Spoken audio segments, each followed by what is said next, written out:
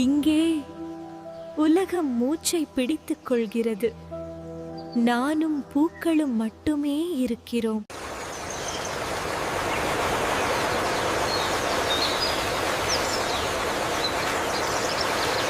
இந்த உடையக்கூடிய அமைதி நீடிக்காது.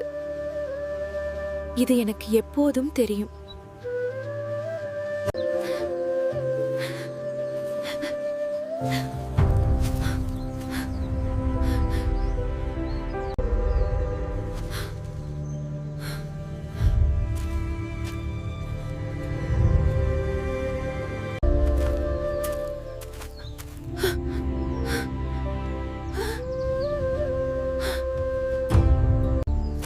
யாழினி,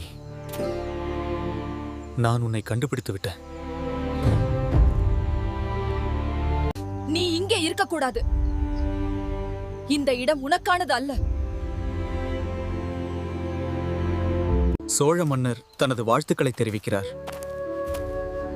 அவர் உங்களை திரும்பி வருமாறு கேட்கிறார்.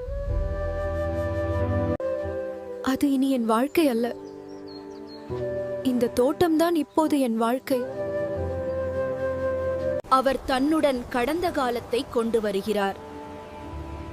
வாள்கள் மற்றும் துக்கத்தின் கடந்த காலம்.